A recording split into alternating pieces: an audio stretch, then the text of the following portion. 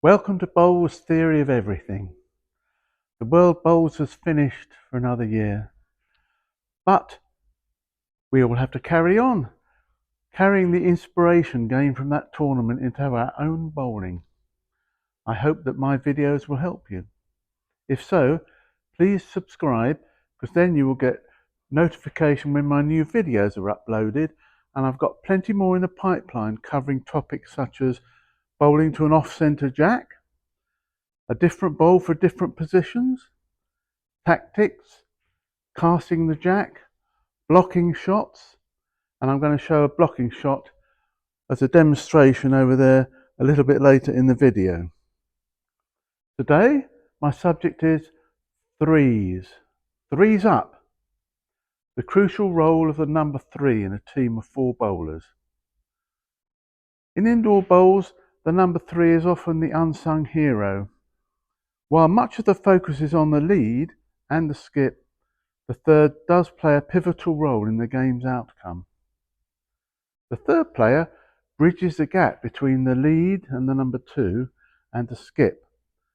They're not just a follower, they play a strategic role in positioning bowls and in setting up the game for the skip's final shot.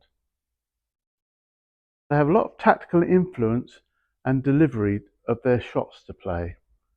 The number 3 works with the skip to adjust the game's direction as needed, deciding the types of shots to set up based on the score and the position of the jack. Because the number 3 usually has to execute these shots, they should be fully aware what the skip wants. They have to be a really good shot maker.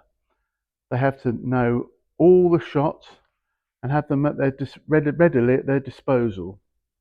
They need to place bowls in key spots, making it easier for the skip to finish strongly. This includes tactical positioning and knowing when to play defensive shots to protect the position that the team have. They need to be able to attack when necessary, for example, take out opponents' bowls. Here are 3 types of shot that a number 3 might have to play. Firstly, positioning for the skip's final shot. When the score is close, the third needs to play a shot that gives the skip an easier chance to win the end. This could mean placing a bowl in front of the jack to protect it from the opposing team's bowls, or placing a bowl in the head to create an advantageous position. A long, accurate draw could be what's required to place the bowl nearer the jack, or a blocking shot to limit the opponent's options. I'm going to show that next. Before I do so, I'm not an advocate of blocking shots in general, because I find firstly they're very difficult to play, and secondly, where you put it, the skip can probably nearly always just find a little, if they can adjust their position on the mat or do a slightly different speed, and you find that wherever you put it, they'll find a way round. But sometimes it is the shot to play because there's no other better answer. So I'll now move over to here and show you.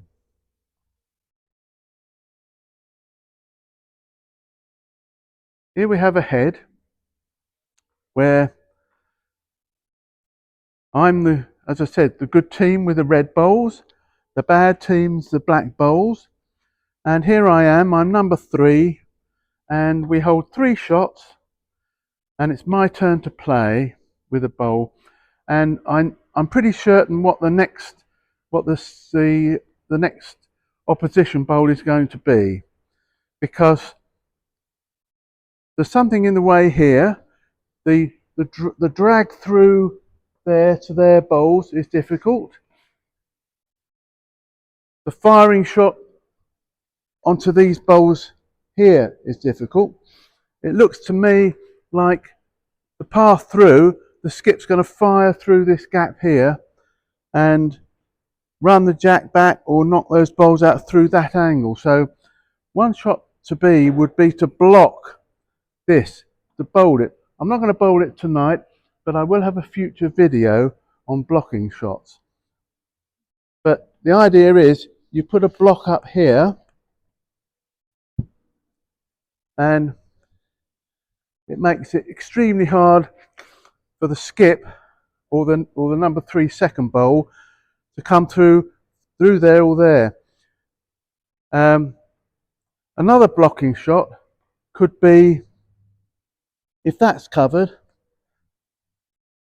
and this is open, then the opposing team can trail that jack round, and if you can't cover it, if you can't cover these bowls yourself here, because this is blocked, this might be blocked here, you can't cover those bowls, then the answer would be to put a bowl here to stop the black team moving that jack back. I say it's not an easy shot, but they're 2 examples of blocking shots, and I will cover those in another video. They're very hard to play, and when they work, they're very effective, and they can get in the mind of the opposition. So I'll come back to that, and I've got another bit demonstration on here to show another one in a minute. After the blocking shot, another shot is to defend the lead you've got. So if my side's got a good lead, but the opponents are beginning to close in, the third can play a protective defensive role. This could mean positioning a bowl in the right spot to defend against a potential opposition shot, or making a controlled draw to change the head structure. I'll now go over to show you what I mean about changing the head. I'll give you an example over on this rink again.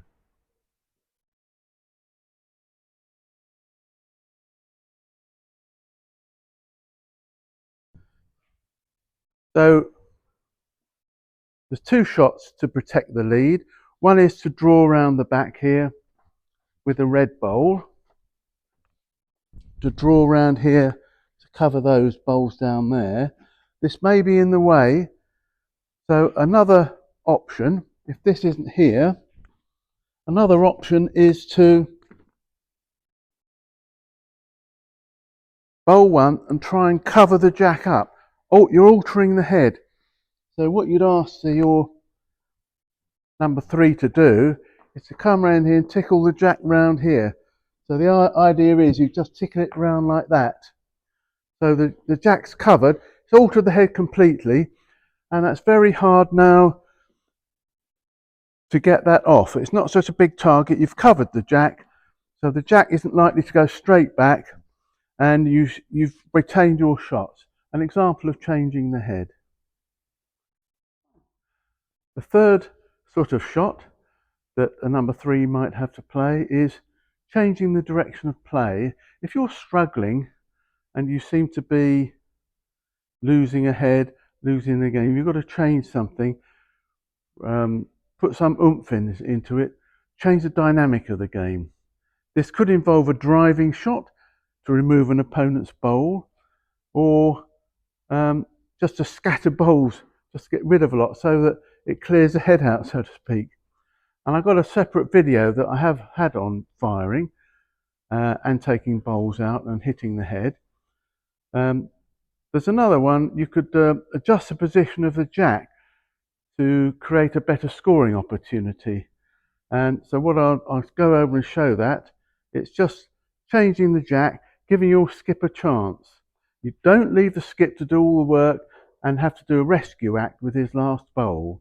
So if you can change that dynamics, give the skip a chance. So the number 3 is going to try and push the jack out into the open, ideally to the team's own bowls, the red bowls, or at least free the jack and give the skip a chance to draw to it. So here we are. Black team got 3 or 4 shots, but instead of a flat out fire, which is I haven't set it up, but instead of a flat out fire is not on in this case.